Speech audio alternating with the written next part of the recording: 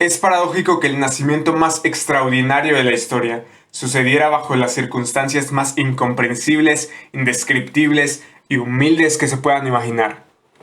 Jesús nació en el lugar donde se guardaban a los animales de aquellos que se alojaban en un albergue público, y nadie en el apacible pueblito de Belén se dio cuenta del significado, excepto hasta cierto punto los padres del niño.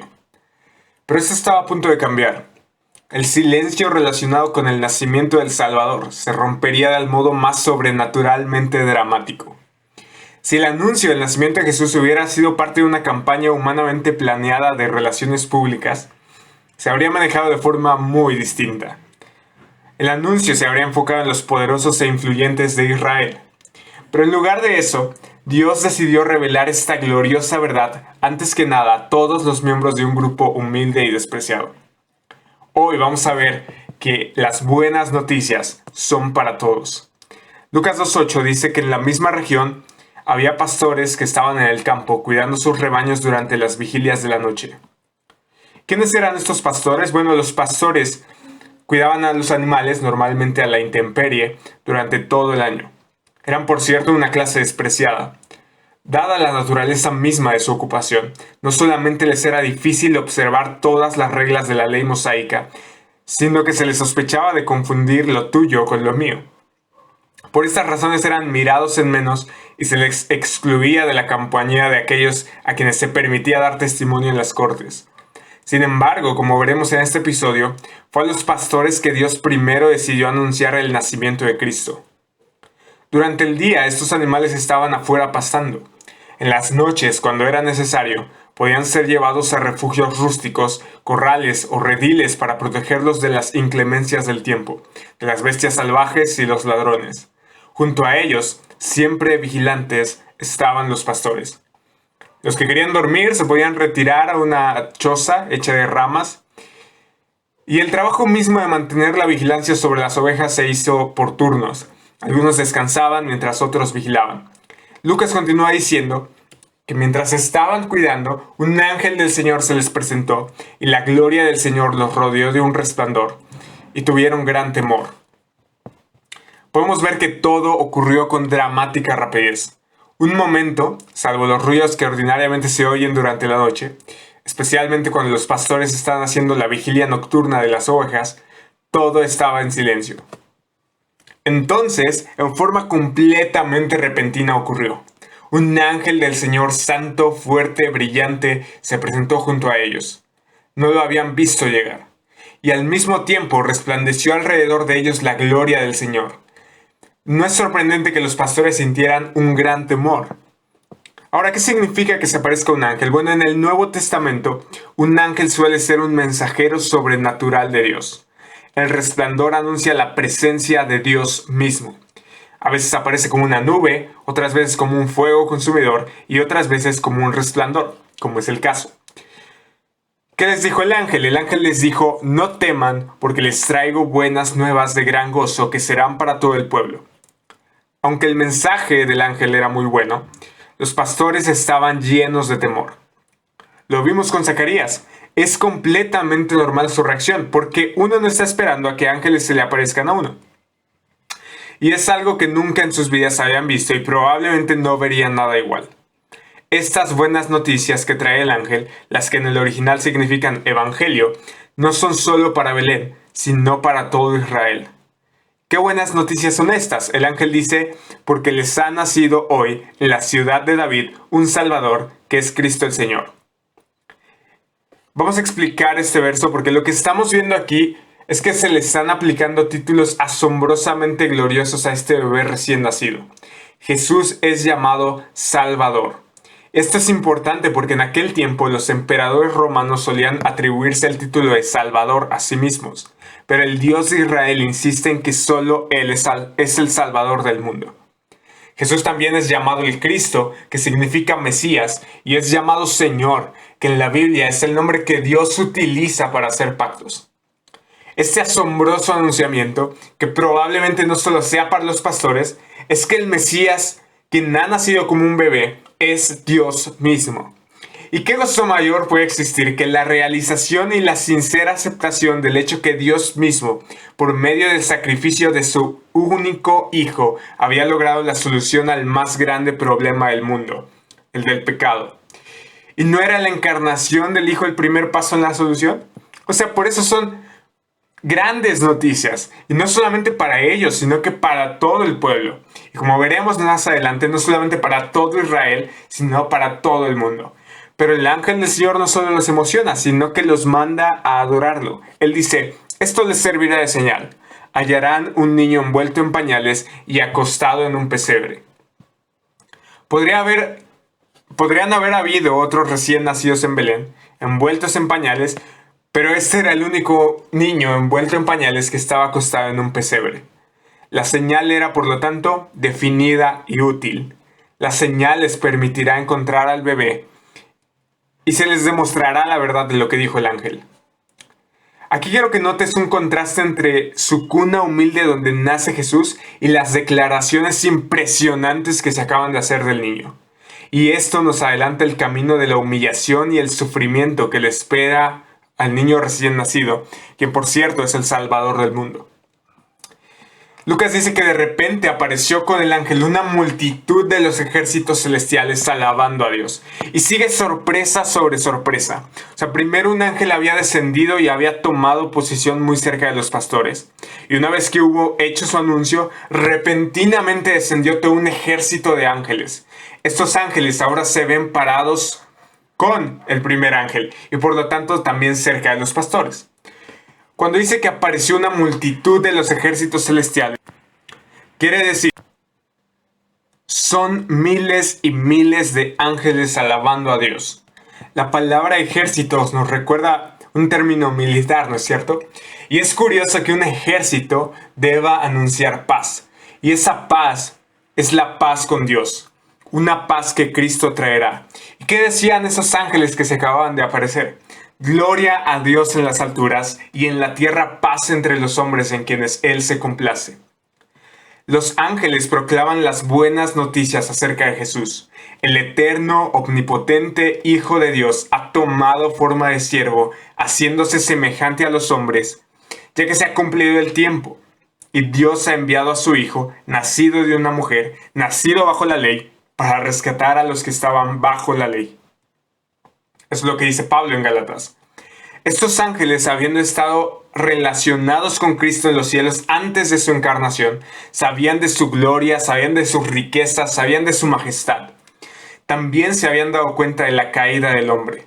Habían sido informados que Dios había provisto un camino de salvación para el hombre.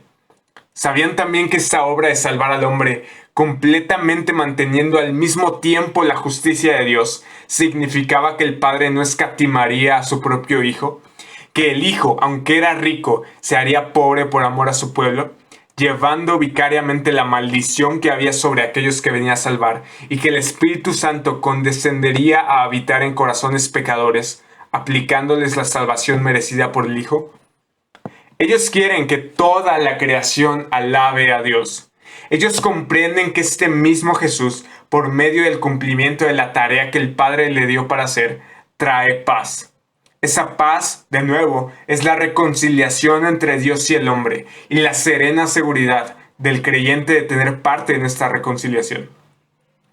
Mientras más sinceramente alaban los hombres a Dios por la salvación que ha obrado, más también poseen esta paz, la paz de salvación que Dios da a través de su Hijo. Esta última frase, en quienes Él se complace, significa literalmente gente de buen gusto. Esto se refiere al buen placer de Dios y a su favor misericordioso. A medida que Dios recibe la gloria en el cielo más alto, donde reside, así los objetos de su gracia reciben la paz en la tierra. La paz de Dios no es una recompensa para aquellos que tienen buena voluntad, sino un regalo gratuito para quienes son objetos de su buena voluntad.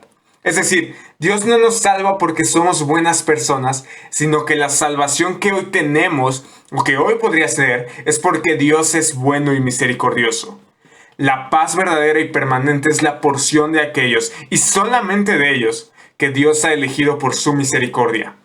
Toda la obra de salvación, de principio a fin, debe atribuírsele a Él solamente. Cuando los ángeles se fueron, los pastores se decían unos a otros: vayamos pues hasta Belén y veamos esto que ha sucedido, que el Señor nos ha dado a saber. Y quiero que notemos algo. Los pastores reconocen que este mensaje no es solo de un ángel, es un mensaje de Dios mismo. Lucas nos dice que luego ellos fueron a toda prisa y hallaron a María y a José y al niño acostado en el pesebre. Cuando lo vieron, dieron a saber lo que se les había dicho acerca de este niño. Es decir, los pastores no perdieron el tiempo, se fueron presurosos al lugar. Eso es lo que nos dice Lucas, fueron a toda prisa. Se satisfacieron y dieron a conocer por todas partes acerca de este niño, que Él era el Salvador, Cristo el Señor.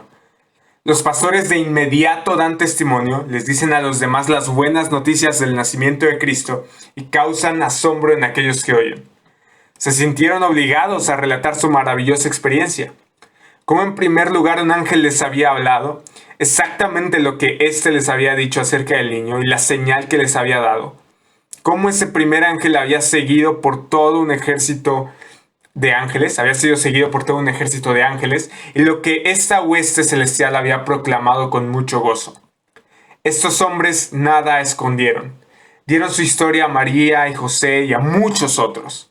Tan completamente convencidos estaban estos hombres de la verdad de su historia y tan seguros de su importancia que estaban dispuestos a arriesgar la incredulidad y aún la burla. Recuerda, los pastores no eran alguien en quienes podían confiar y aún así, también quiero que recuerdes, los pastores eran despreciados y aún así Dios primero decide darles su mensaje y en segundo lugar ellos lo proclaman, no importando qué digan los demás. Pero Lucas nos dice algo maravilloso que pasa, y es que todos los que lo oyeron se maravillaron de las cosas que se les fueron dichas por los pastores.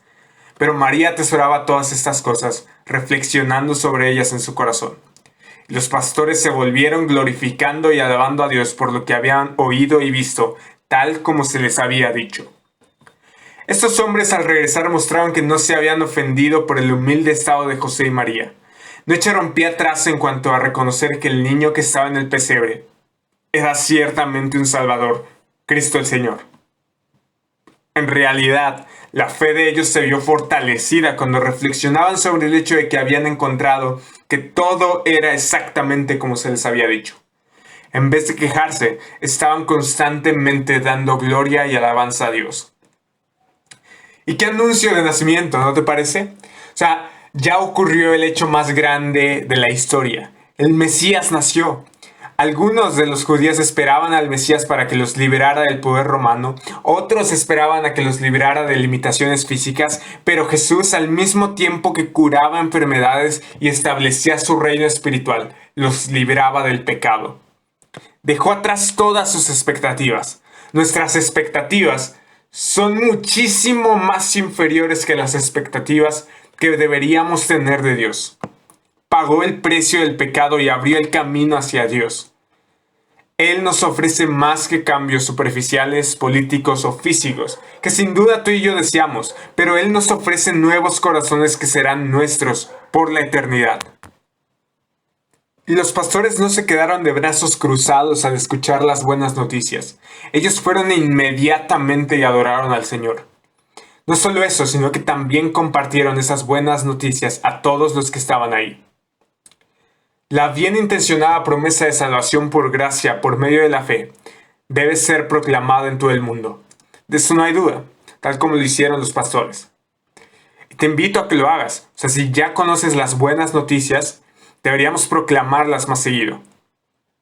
Y experimentar gozo sabiendo que nuestro Salvador no solo ha nacido, sino que ha muerto y ha resucitado para que nosotros tengamos vida eterna. Pero los que rechazan esta buena noticia no pueden experimentar el gran gozo que mencionaron los ángeles. Esa maravillosa bendición es solamente para los que creen. La buena noticia es que el Hijo de Dios vino al mundo para salvar a pecadores. No importa si te sientes despreciado como los pastores, no importa si eres menospreciado como ellos, tampoco importa tu estatus económico, social. Eso da igual. La buena noticia ese que el Hijo de Dios vino al mundo para salvar a pecadores como tú y como yo. ¿Cómo lo hizo? En una cruz.